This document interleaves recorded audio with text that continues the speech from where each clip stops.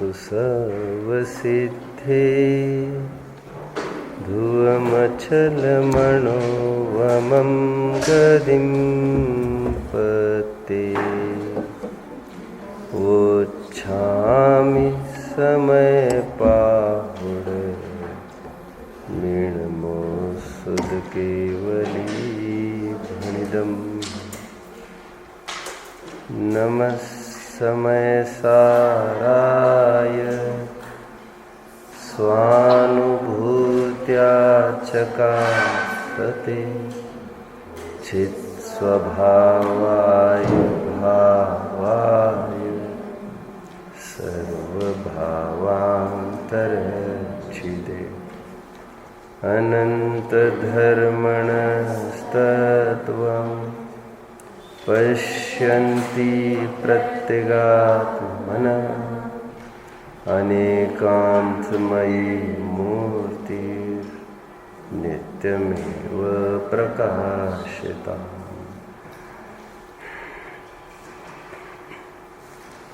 भूल अपना स्वत्व,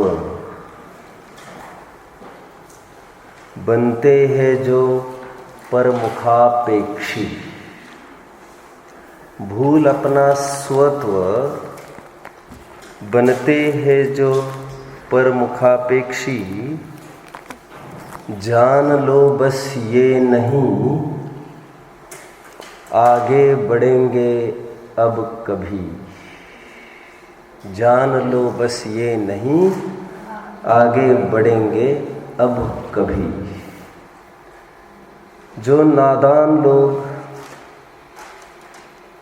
हमारे सुख दुख के लिए अड़ोस पड़ोस में टटोल करते हैं, ताक झाक करते हैं, वे उन नादान बच्चों समान हैं जो अपना पैक्ड टिफिन तो अपने पास रखते हैं और खाने के लिए, भूख शमन के लिए अड़ोस पड़ोसियों के टिफिन की ताक झाक करते हैं।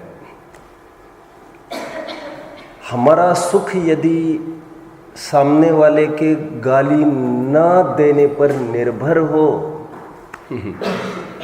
तो वस्तु स्वातंत्र्य जैसा स्ट्रॉन्गर सिद्धांत हमारा कोलैप्स हो जाएगा, उसके सहस्त्र खंड हो जाएंगे। लेकिन वस्तु स्वरूप ऐसा नहीं है। दरअसल बात यह है कि गुस्सा इसीलिए आया क्योंकि हम अपने घर में नहीं थे। That's all. अगेन थोड़ा सिंप्लीफिकेशन करता हूं। हम कहने को कुछ भी कहे, घर में चोरी होती कब है वैसे? एक और दो अभीष्ट दोनों उत्तर मुझे मिल गए। एक बहन ये बोल रही है जब हम घर में ना हो तब चोर अपनी आंखें गड़ लेते उस घर पर, टारगेट बनाते हैं।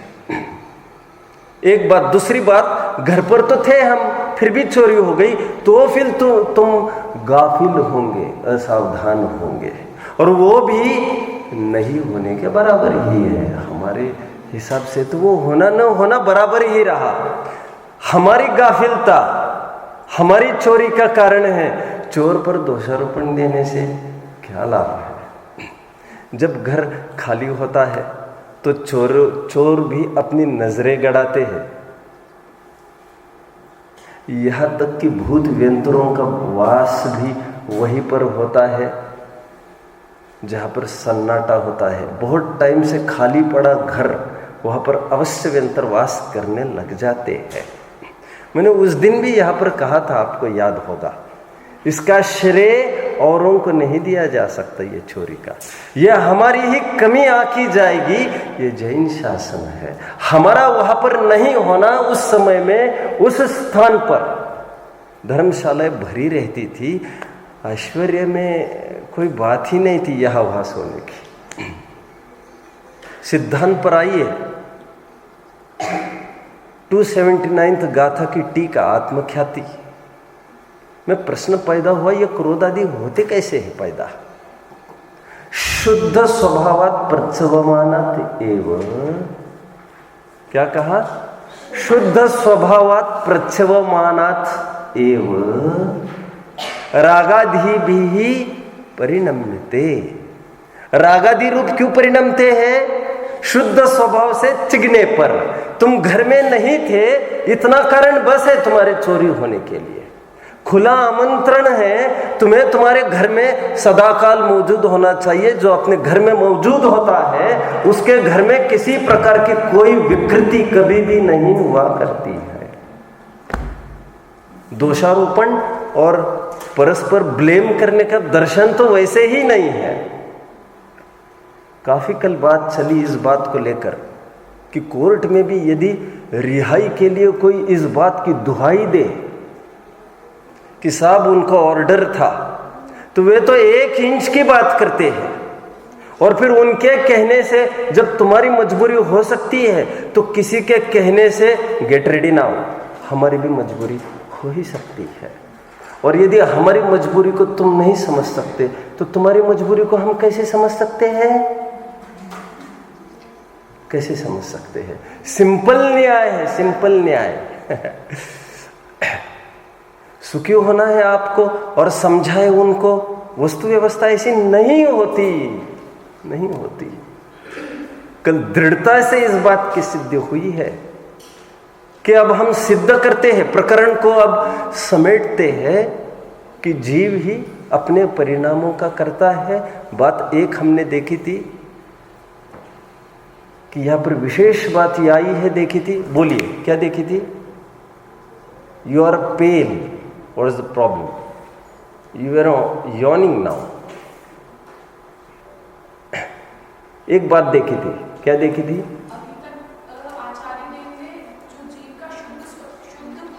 शुद्ध भाव के कर्ता की बात आज पहली दफे ढंग से हुई है।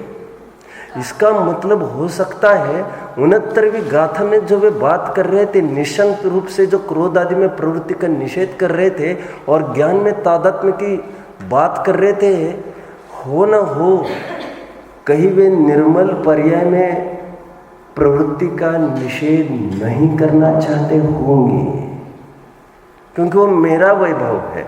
आप बात को समझने का प्रयास करो। एक नया लुक हम कह सकते, क्योंकि अभी तक ऐसा कहकर वह अभी तक की गाथाओं की खुली छूट दे दी है। आप ऐसा अप्लाई करने का प्रयास कर सकते हैं। दूसरी बात कल रह गई थी टीका की। वह बात यह थी कि इसमें, इस टीका में भोक्ता भोग्य की भी बात आ रही है। आज समेट रहे हैं प्रकरण को, तो जाते एक आपको सरसरी नजर से ख्याल में आए जो 15 वगैरह गाथाएं हो चुकी अभी तक की, वहां पर हम कर्तृत्व की भी बात करते रहे। आज समेटते समय भोक्तृत्व की बात करते हैं। ये न्याय की शैली आपको समझ में आना चाहिए।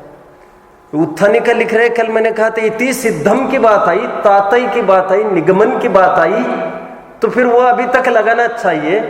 जिस प्रकार कर्ता कर्म में व्याप्य व्यापक संबंध की बात कर रहे थे, व्याप्य व्यापक टू स्पीक इजीनेस है, बट रियली स्पीकिंग कर्ता कर्म कहते समय हमको व्यापक व्याप्य बोलना चाहिए था, क्योंकि जो व्यापक होता है कर्ता वो होता है, जो व्याप्य होता है कर्म वो होता है। बट इजीनेस की तरफ से व्याप्य व्यापक ऐसे संबंध की बात करते हैं। एक नए संबंध को भी यहां पर पुटअप किया जा रहा है। आज कहते भोक्ता भोग्य संबंध भी उसमें उसी में होता है जिसमें भाव्य भावक हो। जो भावक होता है वो भोगता होता है, जो भाव्य होता है वो भोग्य होता है। और भाव्य भावक संबंध हमारे लिए कोई नया संबंध तो नहीं है। तीसरे कलश में भाव्य भावक की बात आई थी। ओके, ठीक है। तीसरे कलश में पर परिणति हेतुर मोह नाम नो अनुभावा आदि आदि।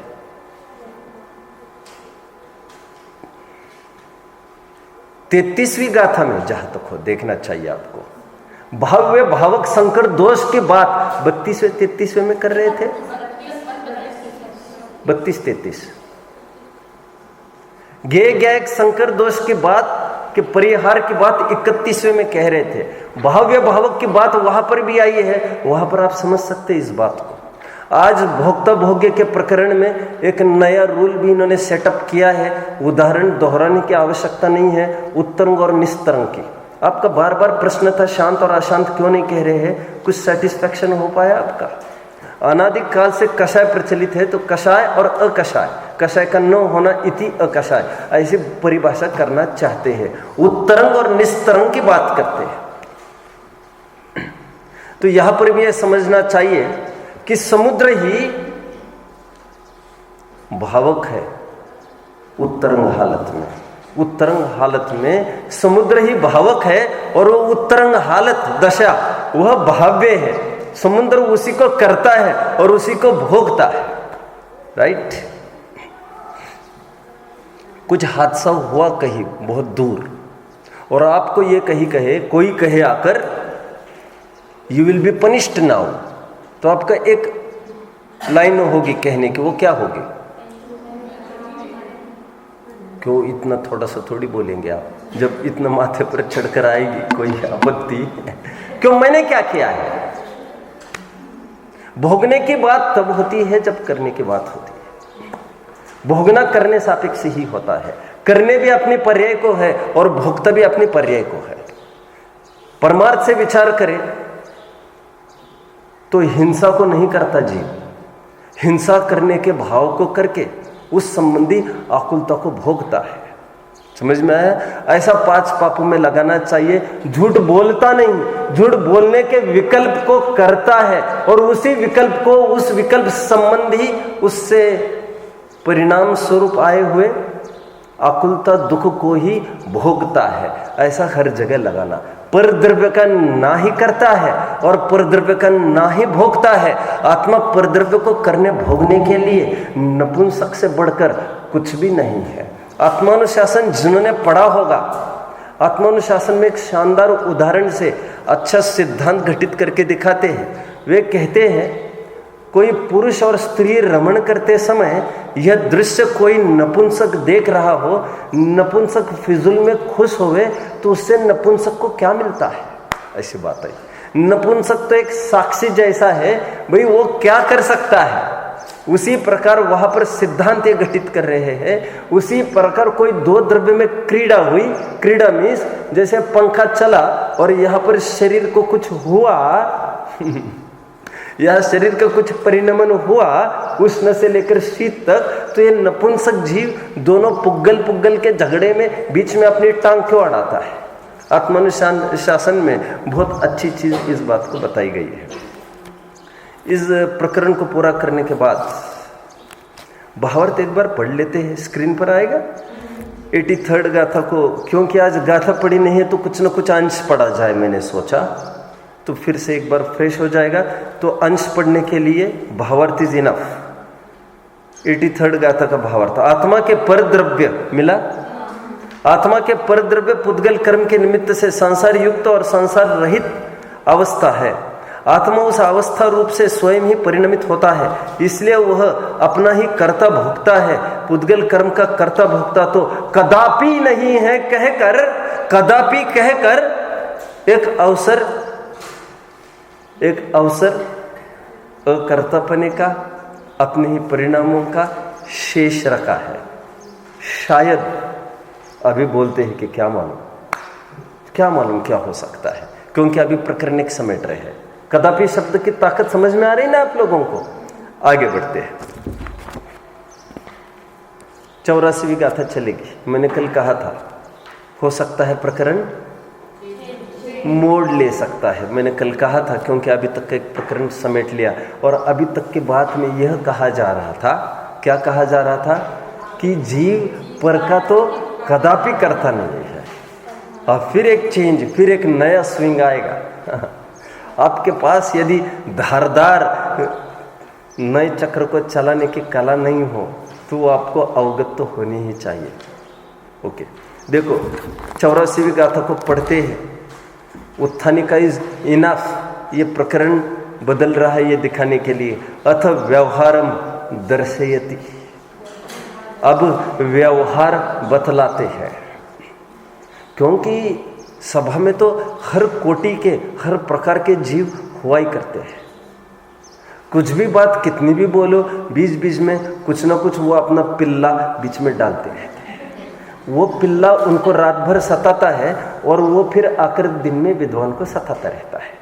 सताने की क्या बात है, मैं तो सताने की बात नहीं कह रहा हूँ, क्योंकि सच्ची जिज्ञासा से भी वो पूछ रहा होगा। क्योंकि हमने आज तक इतना लिटरेचर, इतना साहित्य पढ़ा है, फिर वो क्या है, ऐसा आज कोई पूछ बैठा। सभा में आज एक जन ने खड़ा होकर एक बात कही है और वो ये कह रहा है,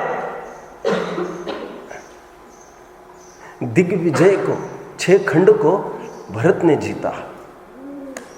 भरत इस संपूर्ण वैभव को भोग रहा है। ऐसे जगह जगह कथन हमारे देखने व पढ़ने में आते हैं, कहते। और यदि आप ऐसा कहेंगे जीव पर का कर्ता नहीं है, तो उन कथनों का क्या होगा? कुछ न्याय किया जाए। हम ज़्यादा समझदार नहीं हैं, या तो चरणान्योग पर चौकड़ी लगाई जाए। अणुव्रति कितना रख सकता है अपने पास? वैसे 10वीं प्रतिमा वाला कितना रख सकता है अपने पास? क्या ख्याल है आपका? 10वीं प्रतिमा कौन सी प्रतिमा है? 10वीं प्रतिमा कौन सी है? आप बताइए, 10वीं प्रतिमा कौन सी है? हाँ, आरंभ परिग्रह। वाह, ये कौन सी प्रतिमा? वैसे आप कंपेरेटिवली मुझे वीकर लगते हो। Maybe I am wrong, but आपको मेहनत करना चाहिए और पीछे का सपाट नहीं होना चाहिए, नहीं तो मैं यही चालू करूंगा क्लास प्रतिमा की। 10वीं प्रतिमा कौन सी है? हाँ, वेरी गुड, वेरी गुड। और 11वीं कौन सी है बेटा? परिग्रह। ठीक है, फिर 9वीं कौन सी है बेटा? मैं जो जो प्रश्न पूछ रहा हूं वो उत्तर दिए वाले के ही प्रश्न पूछ रहा हूं। हाँ? अनुमति त्याग प्रतिमा। कोई ये बोले अनुमति त्याग, सब अनुमति त्याग में इतना नहीं रख सकता, इतना रख सकता है। ये जो चरणान्योग की हम बात करते आए हैं, और अनुव्रति इसकी तो हिंसा नहीं कर सकता, इसकी तो कर सकता है, इसका अभी त्याग नहीं होता, इतना रख सकता है, इतना नहीं रख सकता।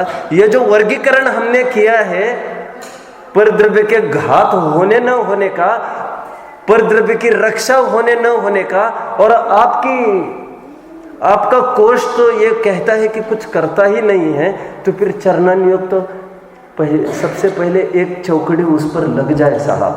और आदिनाथ के कितने पुत्र थे वैसे? नंदा से कितने पैदा हुए? कितने? तो सुंदरी किससे हुई फिर? ब्राह्मी पुत्र 100 हुए पहले से, और दूसरी से कितने हुए? आदिनाथ के कुल कितने हुए? और सब मिलाकर कंपनी सब मिला लो अभी कितने? 103 की। तो कहते फिर प्रथमानुयोग के साथ न्याय किया जाए, प्रथमानुयोग पर भी एक चौकड़ी लगा ही दी जाए। जब कोई किसी का होता नहीं है, करता नहीं है, भोगता नहीं है, तो फिर उन्होंने कुछ ब्राह्मी को कुछ सिखाई है, कराई, ये कहाँ से बात लाए? प्रथमानुयोग को भी एक चौकड़ी लगाई जाए। और कर्णानुयोग तो रोजाना ये कह रहा है ज्ञानावरण के कारण ज्ञान ढकता है, दर्शनावरण के कारण दर्शन को ढक रहा है, तो एक चौकड़ी कर्णानुयोग पर भी लगाई ही जाए आज। मतलब हमें यह कहना है, या तो संपूर्ण साहित्य पर चौकड़ी लगाई जाए, और स्तुति साहित्य तो पूरा संकट में ही खड़ा है आपका, क्योंकि वो मक्खन लगाने पर ही पूरा आधारित है। और भगवान की स्तुति के नाम पर इतना बाहर चले जाते हैं आप लोग, अब माँ बाप को भी लपेट में लेते रहते हो। छंद बोलना, आप बोलना, आप बोलो, आप बोलो, कोई भी बोलो। क्लिक तो हो रहा है आपको, भले ही नहीं बोल पा रहे। सिद्धार्थ तो नहीं बोलो। और आप माँ की भी प्रशंसा करने लग जाते हैं, ये कह कहकर धन्य ऐसी माताएं। सैकड़ों स्त्रियों से क्या मतलब है? धन्य ऐसी माता भी एकदम आउटर में चले जाते हैं, उनको भी पकड़ लेते हैं आप, कभी और भी बात करने लग जाते हैं। तो कहते हैं इन तीनों पर चौकड़ी लगा ही दी जाए आज। अथवा और वे यदि सही होंगे, उनकी रक्षा करनी होगी, तो आप एक बार तो ये कह ही दीजिए कि हमने जो कहा है वो गलत है। दरअसल ईगो की बात नहीं है हमारी, लेकिन हमको बहुत कंफ्यूजन है। आप समझ रहे बात को? एक बच्चा मेरे पास एक बार आया,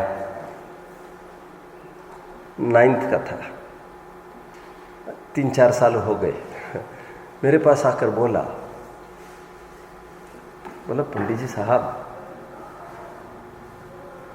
आप ये बोलते हो कि सम्यक दृष्टि अथवा सम्यक दृष्टि के पात्रता वाला जीव ऐसा ऐसा होना चाहिए, और अभी जो पंडित जी आए हैं वे तो ये कहते हैं सप्त व्यसनी को भी सम्यक तो हो सकता है। आप कुछ करिए। ये फैक्ट की बात कर रहा हूँ मैं, फैक्ट की बात कर रहा हूँ। ऐसा बयान भी एक विद्वान ने दिया एक बार, हालांकि मैं तो नहीं था सभा में कहीं, लेकिन फिर वो मेरे पास आया, फिर उन्होंने ये मुझे कहा, आपको बहुत दर्द भरी उसकी बात लग रही होगी, जिन शासन की बहुत महिमा लग रही होगी। उसने कहा कि आप दोनों में कुछ तालमेल बिठाए, आप आपस में नक्की करके समाज को प्रॉपर कोई चीज़ दे, नहीं तो फिर बात यहाँ वहाँ फैलती है, फिर अप्रभावना होगी। मैंने कहा मुझे तुम्हारी महिमा नहीं, तुम्हारे ऊपर तरस आ रहा है बच्चे। मैंने कहा देखो, आपको मैसेज देना है मुझे कुछ लाइफ लॉन्ग के लिए। मैंने कहा ये 3 साल में हो नहीं सकता कि हम दोनों एक प्लेटफॉर्म पर आकर बैठे हैं, क्योंकि सबसे पहले झगड़ा ये चालू होगा कि वे मेरे पास आएंगे कि मैं उनके पास जाऊंगा। मैं आदी नहीं हूँ किसी के पास जाने के, और वे भला वे क्यों आएंगे मेरे पास? वे तो बुजुर्ग हैं, उम्र हो गई उनकी, और उन्होंने तो हो सकता है वे समझे कि मेरे से तो 200-200 गुना उन्होंने ग्रंथ टटोल लिए हैं यहाँ, और धौल के सभी भागों पर भी अधिकार स्थापित किया है। आज इतने बुजुर्ग हो गए हैं 70+, वो भला ये क्या जानते होंगे ये इस नाम की कौन सी चीज़ है यहाँ पर। तो मेरा उनका आमना सामना भी नहीं होता है कभी, और हो तो भी तब भी ऐसी कोई कभी बात की कोई गुंजाइश नहीं होगी। मैंने कहा देखो, ये ऐसे प्रसंग जीवन में पढ़ते रहेंगे, ये रास्ता तुमको निकालना पड़ेगा अपनी तर्क बुद्धि से। बुद्धि को गिरवी रखकर सब दूसरों के आश्रित करके आप मीटिंग करके हमको बता दो, ऐसा वाला धर्म दर्शन थोड़ी है। यहाँ पर हर एक को दार्शनिक बनना पड़ता है। आप खोजी बनो और आप स्वयं तय करो, ना आप हमारी बातों पर विश्वास रखो ना उनकी। आप ग्रंथों की टटोल करके आप युक्ति प्रमाण से आप जानो वस्तु को। आज ये कह रहा है वो कि चौकड़ी लगाई दी जाए, तो एक ही समाधान आचार्य देव कर सकते, बोलिए। तो नए विभाग से अनभिज्ञ है जो वहां पर की थी उन्होंने 26-27वीं गाथा के प्रारंभ में, कि तुम नए विभाग को ही नहीं समझते हैं, क्योंकि चौकड़ी कहीं लगाने की कोई आवश्यकता ही नहीं है, क्योंकि व्यवहार का कथन और व्यवहार का भी अपना अपना प्रयोजन है। ये 84वीं गाथा में बात कही जा रही है। गाथा हमने पढ़िए एक बार। व्यवहार सद्वादा ओगल कम्मम करे दिने यविहम तम छेव पुनवे ओगल कम्मम। अनेक प्रकार के पुद्गल कर्म को जीव करता है, यह व्यवहार नय का कहना है। कुन स्वामी इतना ही लिखे थे। अमृतचंद्र स्वामी ने कैसी पहल करी है, टीका आप बारीक ऐसे पढ़ेंगे तो आपको गदगद हो जाएगा। ये तो बस एक डाल रहे हैं कि व्यवहार से ऐसा भी है, लेकिन अमृतचंद्र स्वामी ये डालते हैं हर जगह, ऐसा अज्ञानियों का मोह है, ऐसी बात करते हैं वे। समझ में आता है? जबकि व्यवहार अज्ञानियों को होता नहीं है, लेकिन जो व्यवहार का कथन है ऐसा ही श्रद्धान अज्ञानी करते हैं, तो जगह जगह वे टीका में डालते हैं ऐसा अज्ञानियों का मोह है, मोह है। प्रश्न सहज खड़ा हुआ, फिर ऐसा क्यों कहते हैं? किसी ने सभा में पूछा होगा, कुन स्वामी कहते हैं ऐसा व्यवहार है, और व्यवहार की प्रयोजनभूतता आप सबको जानते हैं। 46वीं गाथा की टीका में भी जाते जाते एक बहुत महत्वपूर्ण बात अमृतचंद्र स्वामी कह रहे थे। वो क्या थी? ओ परमार्थ भूत होने पर भी क्या कहा? 46वीं गाथा की टीका किसके लिए प्रसिद्ध है? 46वीं गाथा की टीका, आई एम कमिंग टुवर्ड्स। अपरमार्थभूत होने पर भी तीर्थ प्रवृत्ति के लिए सहायक होने से व्यवहार का भी निरूपण करना न्याय संगत है, क्योंकि जिस प्रकार कोई राख को मसल देवे तो वो अहिंसक ही होता है, ठीक उसी प्रकार यदि छल से कोई जीव को ही मसल देवे और यह माने कि जीव शरीर से तद्दन जुदा है और इसमें हिंसा नहीं होती, तो बात नहीं बनेगी। इसलिए अपरमार्थभूत होने पर भी उसका तीर्थ की प्रवृत्ति के लिए कथन करना न्याय संगत ही है। व्यवहार की बात कर रहा हूं मैं। और कहीं देखने में कुछ वर्णन आया, जहन विष कमन जो अणज भासम बिना दुगाहे तुम तह व्यवहारेण विना परमत्वदेशन मसक्कम। क्या बोले अभी आप?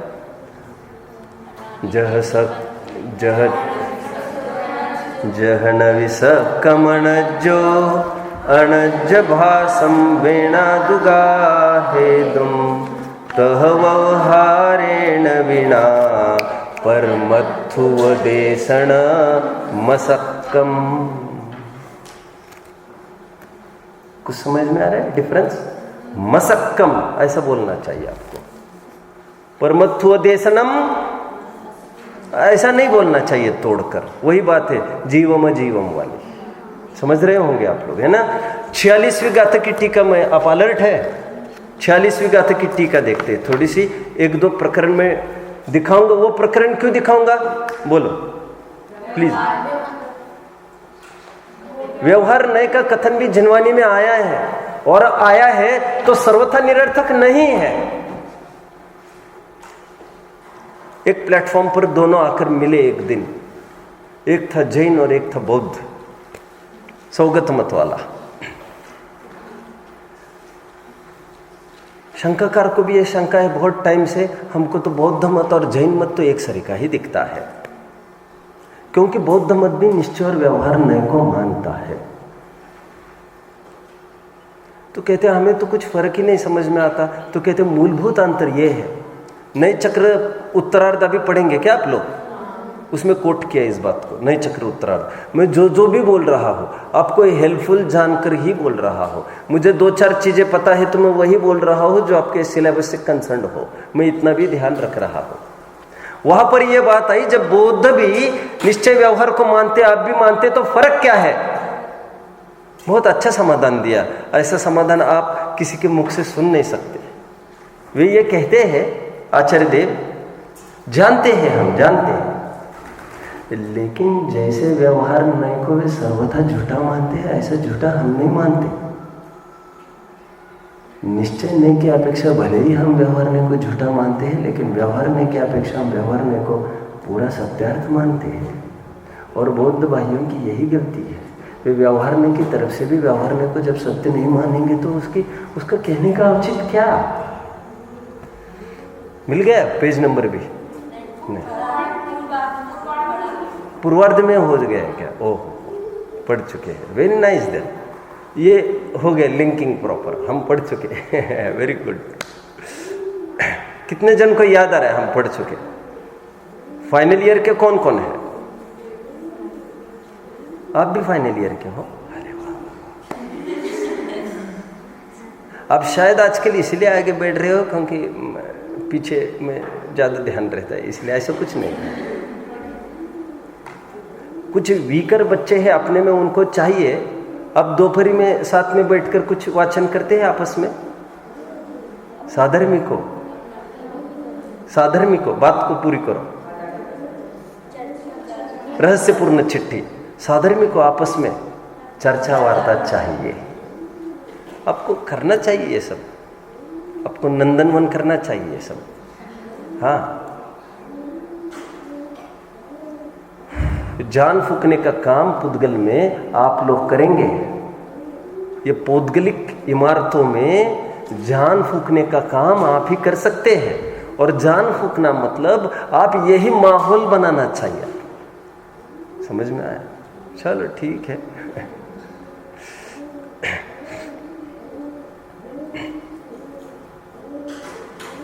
कहाँ तक खड़ा हूं मैं? बौद्ध। चल अभी एक आधार दिखाना है अपने को, है ना? व्यवहार नहीं कि हम कुछ औचित बता रहे हैं। 46वीं गाथा की टीका आ गए आप? देखिए टीका पढ़ता हूं मैं। यह सब अध्यवसानादि भाव जीव है, ऐसा जो भगवान सर्वज्ञ देव ने कहा है वह यद्यपि व्यवहार ने भूतार्थ है, तथापि व्यवहार न को भी बताया है, क्योंकि जैसे म्लेच्छ को 8वीं गाथा के रेफरेंस वो गाथाकार बोल रहे थे, यहाँ पर टीकाकार ने उदाहरण दिया है। म्लेच्छों की म्लेच्छ भाषा वस्तु स्वरूप बतलाती है, उसी प्रकार व्यवहार ने व्यवहारिक जीवों को परमार्थ का कहने वाला है। इसीलिए अब ऐसे भी कॉम्पिटिशन्स आपस में करना चाहिए। कोई भी टीका के एक वचन रख दिए फेमस ऐसे जो मैं कह रहा हूँ, तो उसको सॉर्टिंग आप कहाँ से है आपको बताना है, और ऐसी तैयारी करके आएंगे वर्ड टू वर्ड, मुँह जबान याद होना चाहिए सब। एक काल बीता है जब सैकड़ों जनों को मुँह जबानी आत्मख्याति टीका आद्योपांत याद रहती थी। भाव कुछ नहीं जानते थे, वो बात अलग है, लेकिन दोनों चाहिए ना। हम फिर एक पक्ष को ग्रहण करेंगे, वो बात नहीं चलेगी ऐसी। देखिए जीवों को परमार्थ का कहने वाला है, इसीलिए अपरमार्थभूत होने पर भी धर्म तीर्थ की प्रवृत्ति करने के लिए वह बतलाना न्याय संगत ही है। अब ये लाइन्स, ये स्टेटमेंट्स प्रॉपरली अमृत चंद्र स्वामी के हैं, समझ में आ रहा है? ये यहाँ क्या प्रॉपर एक एक वर्ड आप तो सब ऊपर का भी पढ़ सकते हैं। तीर्थ प्रवृत्ति निमित्तम दर्शितुम न्याय एक। देखिए अब एक ये हो गया प्रकरण। थोड़ा पीछे चलते हैं। जब 11वीं गाथा में धिक्कारा गया, किसको? पीछे किसको? व्यवहार को अभूतार्थ कहकर जब उसको धिक्कारा गया, तो 12वीं गाथा में फिर एक थोड़ा मूड चेंज होकर आचार्य देव फिर एक शानदार उत्थानिका लिखते हैं, पर यह प्रयोजन भी कथनचित केशांचित प्रयोजनवान अपि स अपि, यह भी व्यवहार भी किसी किसी को कभी कभी प्रयोजनवान है, ये सिद्ध करते हैं। फिर परम भाव अपरम भाव की बात करने लग गए। ये इंपॉर्टेंट वर्डिंग्स आपको मुंह जबानी याद चाहिए भैया। ये सब खोलिए उत्थानिका, 12वीं उत्थानिका पर आए। अरे वाह, चलिए कितने ने आपका और मेरा थोड़ी ना तालमेल करेगा। चलो हाँ,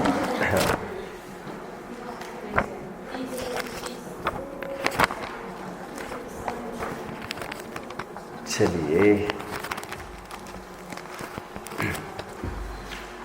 अथ च केशांचित कदाचित सह अपि प्रयोजनवान।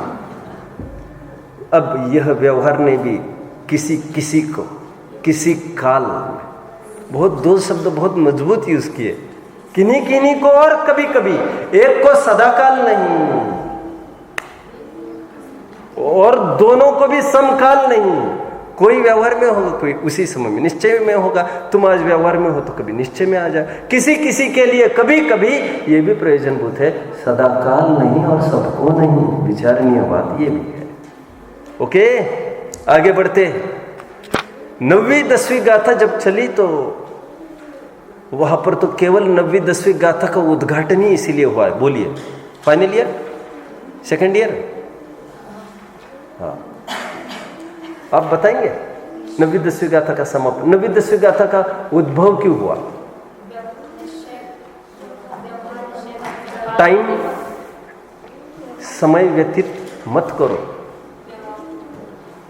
समय बर्बाद मत करो, नहीं तो समय आपको बर्बाद कर देगा। आए हुए समय को जैसे तैसे काटो मत। मैंने उस दिन कहा था, आपको याद होगा, लोग कहते बुढ़ापा काट रहे हैं। फिर भैया हम तो फल भी सुधारते हैं, तो फल काटने की बात करता है, और बुढ़ापे को तो सुधारने की बात होनी चाहिए। ये तो तुम्हारा अभी peak time, cream time of your life now. अभी तो धर्म की घड़ी आई है। श्रीमद जी की भाषा में विशेष प्रतिकूलता आने पर विशेष आराधना करना चाहिए। चलिए आगे बढ़ते हैं। कहाँ तक खड़े हैं? 9वीं 10वीं गाथा का उद्भव क्यों हुआ? आपने पढ़ी है? पहले पढ़ रखी है क्या? ये भी है। चलो, यहां पर नहीं पढ़ी आपने। चलो दिन बोलिए। राइट, व्यवहार निश्चय का प्रतिपादक कैसे, ये सिद्ध किया है। अंतिम 2 लाइन आई है उसकी। लिसन लिसन लिसन, सुनिए सुनिए। व्यवहार कोई हरिजन नहीं है जो तुम्हारी कंसिडरेशन के बल पर उसको कहीं कोने में जगह मिल गई हो। This is not like that. ये चलो भैया उसको भी सब अपने हैं, सब अपने हैं, उसको भी बैठने दो। व्यवहार वोंट टॉलरेट दिस इंसल्ट। व्यवहार कहता है मुझे किसी की कृपा विपा से स्थान मिला है। जैनिज्म में ऐसा नहीं है। मैं अपनी मेरी फौलादी ताकत लेके खड़ा हुआ हूं, मैं मेरी अपनी दृढ़ता से खड़ा हुआ हूं। एक मौलाना आजाद और पंडित नेहरू में कभी कन्फ्लिक्ट हुआ किसी बात को लेकर। Who was Nehru then PM. आप फर्स्ट ईयर के हो क्या? आप लोग फर्स्ट ईयर के हैं। दोपहरी में आपकी फर्स्ट ईयर वालों की क्लास लगती है क्या कहीं? और अच्छा अच्छा ठीक।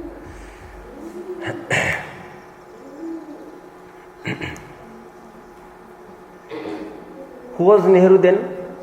PM. PM is everything, ऐसा PM समझता है।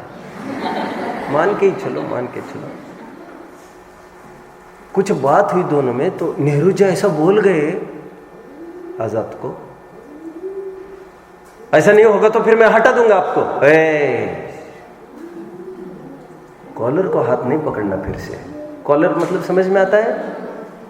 Be with in limits. तमीज से बात करो, तमीज से बात करो।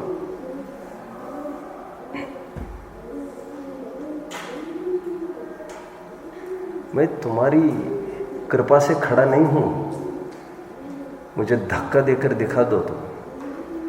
मैं चैलेंज ही देता हूं तुमको, तुम मुझे धक्का ही देकर दिखाओ। अभी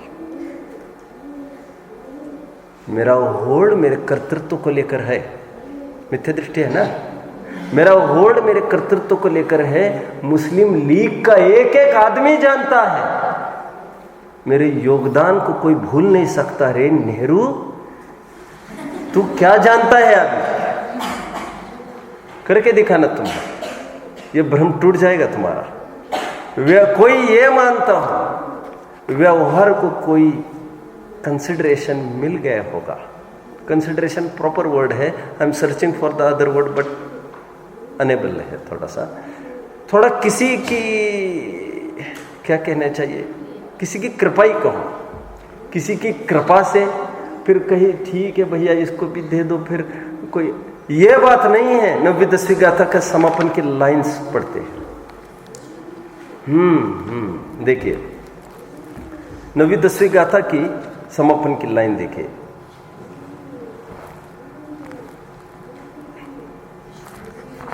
चलो मैं हिंदी पढ़ लेता हूं। ऐसा व्यवहार परमार्थ के प्रतिपादकत्व से अपने को दृढ़ता पूर्वक स्थापित करता है।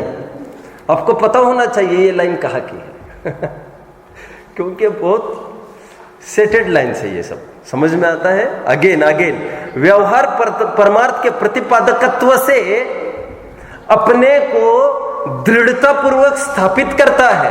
उसको किसी ने कंसिडरेशन देकर एक कोने में जगह नहीं दी है। इसने दृढ़ता से अपनी औकात से खरीदा है एक फ्लैट। यहां समझ में आया? बहुत इंपॉर्टेंट फ्लैट, और ग्राउंड फ्लोर उन्हीं का है। क्या कहा? श्रेयांश गेटिंग ग्राउंड फ्लोर उन्हीं का है। और यहीं पर आकर इसी स्टेयरकेस पर चढ़कर प्रतिपादक है ये, वो प्रतिपाद्य है। आपको आगे के फ्लोर्स आएंगे। ठीक है, 8वीं गाथा तो है ही है। एनीथिंग कुछ चलो ठीक है भाई। चलो आइए अपने प्रकरण में। ये गाथा हो चुकी है। 84th गाथा जो अभी हमने पढ़ी वो गाथा हो चुकी है। एक मिनट।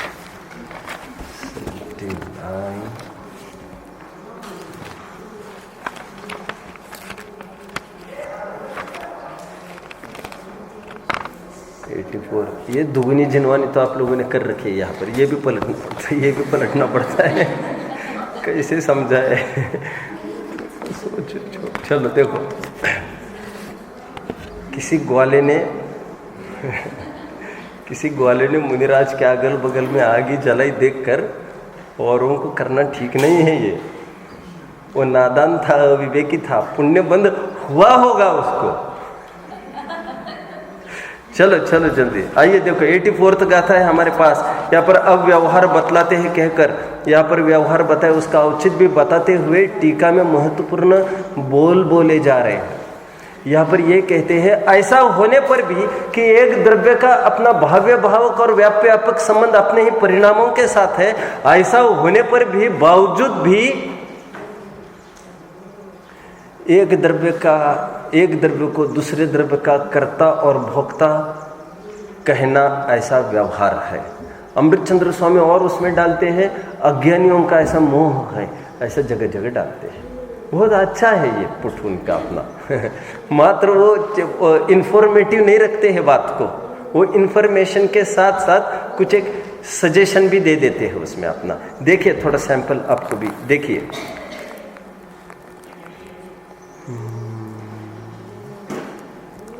तथापि से अनुकूल परिणामों को करता हूँ पृथ्वी विपाक से उत्पन्न विषयों के लिए उत्पन्न।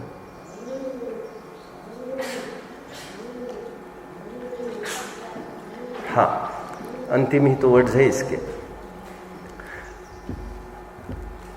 विषयों की निकटता से उत्पन्न सुख दुख की परिणति को भाव्य भावक के द्वारा अनुभव करता हुआ भोगता हुआ जीव पुद्गल कर्म को करता है और भोगता है, ऐसा अज्ञानियों का अनादि संसार से प्रसिद्ध व्यवहार है। क्यों भैया, अनादि मिथ्या दृष्टियों का व्यवहार थोड़ी हुआ करता है। व्यवहार मिथ्या दृष्टियों का होता है क्या? और यहां पर बोला जा रहा है ऐसा। देखिए आगे के गाथा की तरफ हम बढ़ते हैं। अमृतचंद्र स्वामी जी ने इसकी भी पुट लगाई है। 85 गाथा पर आइए। तुरंत क्षणार्ध में, लिसन नाउ, लिसन एवरीवन, इसको ड्रास्टिक चेंज कहेंगे। क्या कहेंगे? एकदम ऐसा यार, ये तो कुछ समय इनकी गाड़ी में बैठना तो बड़ी टेढ़ी खेल है। एक आदमी था, कोई प्रथमान्योग की बात नहीं है, एक आदमी था, बाइक पर बैठा था पीछे। मुझे बहुत डर लगता है, बहुत आराम से चलो, मुझे बहुत डर लगता है, मेरी पहली बारी है बैठने की। चलाने वाला बोला डरने की बात नहीं, मेरी भी।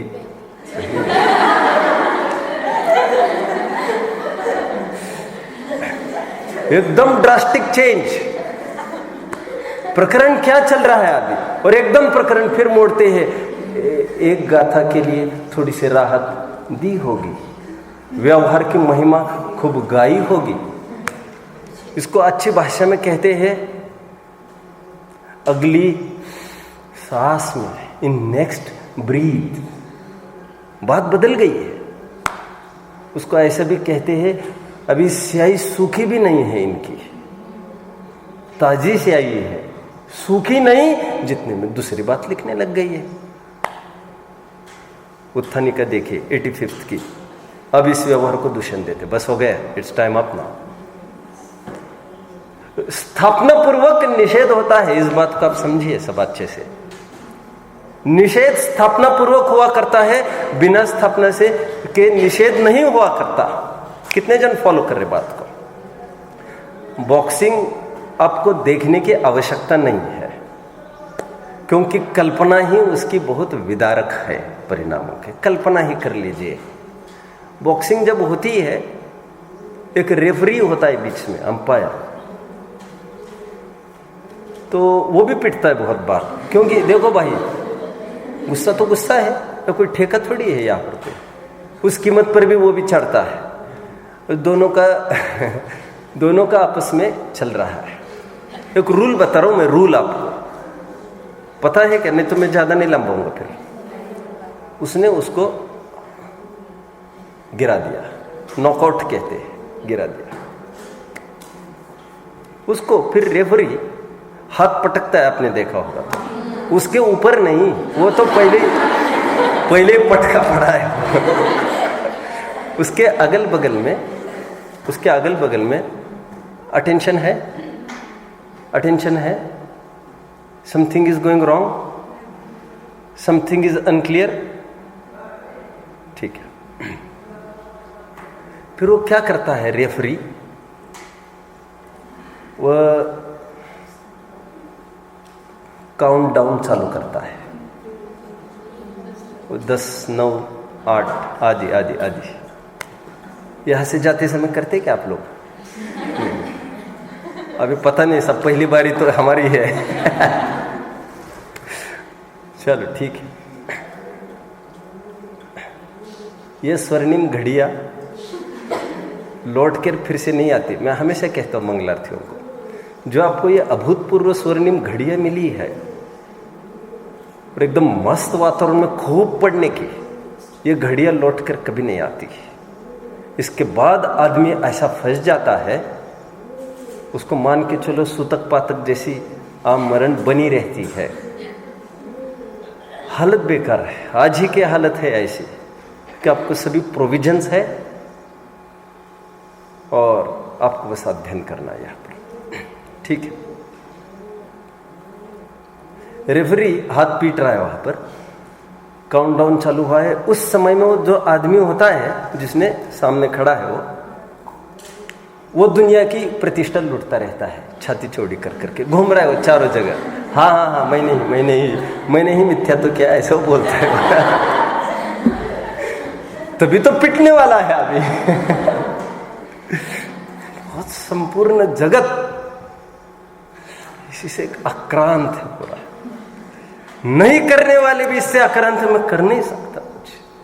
ये दीनता लिए हुए बैठे हैं और दोनों अपराध बराबरी के हैं। जैन शासन कहता है करने वाला स्वयं को करना देखे, करने वाला देखे, न करने वाला स्वयं को न करने वाला देखे। उस टोन में बात कर रहा हूं मैं। निरपेक्ष तत्वज्ञान के बल पर तो अकर्ता कोई नहीं देख रहा है, तो दोनों गए हैं, हमारे दोनों गए हैं।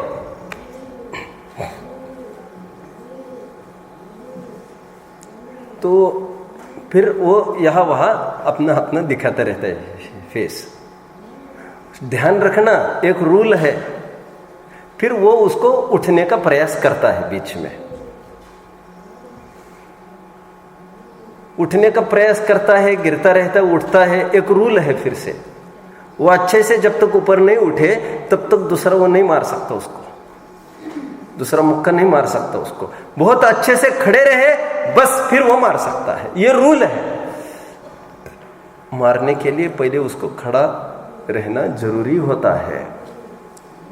खंडन के लिए, निषेध के लिए स्थापना जरूरी है। अभी स्थापना नहीं हुई और खंडन किसका करते हो आप? तो व्यवहार की समय समय पर स्थापना भी बीच बीच में करते हैं। अजीब है ये बातें। क्योंकि मानो उनके सामने कोई धर्म सभा बैठी और बीच बीच में कोई मानो प्रश्न पूछ रहा हुआ, तो उन्हीं को लग जाए कि ऐसा बोल रहे हैं, तो क्या ऐसा भी हो सकता है क्या? लोगों को फिर लगने लग जाए प्रथमान योग, और इनका क्या होगा, इनका क्या होगा। अभी जिस व्यवहार को हमने कहा था उसको दूषण देते हैं, और व्यवहार की इज्जत इसी में है कि उसकी बेइज्जती हो जाए। क्या कहा? उसको रोल ही बेइज्जत होने का दिया गया है, तो अपना रोल अच्छे से निभाओ, तुम बेस्ट एक्टर बन सकते हो। अब जानते हो ना, ऐसा होता है। जो अवार्ड्स मिलते हैं बड़े बड़े, वो विलेन को भी मिलते हैं, विलेन को भी मिलते हैं कि भाई हम कोई गुंडे थोड़ी है, हम तो एक्ट, वी आर प्रोफेशनल्स। बल्कि खास तौर पर जो हॉलीवुड की मूवीज होती है उसमें तो विलन ही फेमस होता है। आपको बड़ा अटपटा लगेगा, क्या बात करते हैं। और जगह जगह उसके फोटो चिपकाते हैं लोग कि ये विलन के। यहाँ पर तो कोई पूछता नहीं उनको, क्या मालूम उनका बच्चा भी उनका अच्छी दृष्टि से देखता है कि नहीं। पापा खराब है बोल सकता है वो।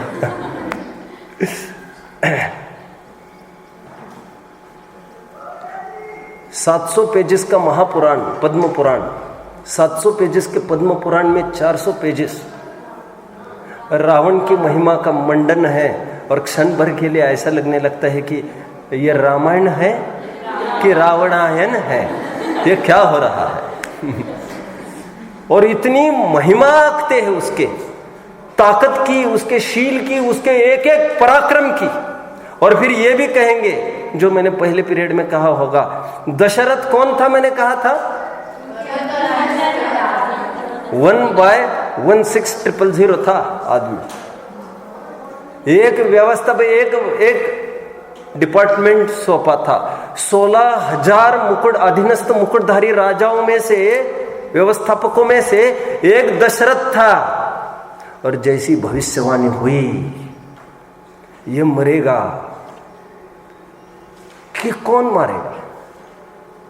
दशरथ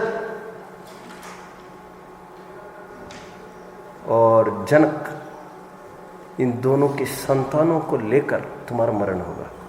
ये आदमी कौन है दशरथ? सर सर सर आपने ही तो वो काम करता है गार्डन वार्डन में। क्या कौन है? सब यहाँ पर आता रहता है, रोज असेंबली में आता रहता है। अच्छा, आता होगा। ये आदमी कौन है? ये सब वो है, एक आदमी है दशरथ। जनक वो भी चक्रे काटता है सब आपके सामने। रावण को आवश्यकता नहीं थी उनको युद्ध के लिए ललकारने की। उनकी कोई औकात थी क्या जो उनको युद्ध के लिए ललकारे? उनको तो बिना युद्ध के निपटाने की बात कर दी उसने। जाओ उनको निपटा दे, आ जाओ फिर आज। और दशरथ को आहट लग गई वहां पर, तो आप जानते होंगे। और मोम का पुतला बनाया, क्या हुआ क्या नहीं हुआ। और फिर उनको भी भ्रम हुआ ये मर गए हैं। जनक का भी क्या हुआ, उनको भ्रम हो गया ये मर गए हैं। उनको युद्ध करने की आवश्यकता नहीं थी उसके लिए। बहुत माइटी पर्सन था ये रावण। रावण की इतनी महिमा आंकने के बाद फिर हम जब राम की एंट्री दिखाएंगे और हम ये दिखाएंगे ऐसे रावण को भी परास्त किया खेल खेल में। इतनी बार उसको दूध से समझौते की बात भी भेजी, समझाने का प्रयास भी किया और क्षणार्ध में खेल खत्म कर दिया।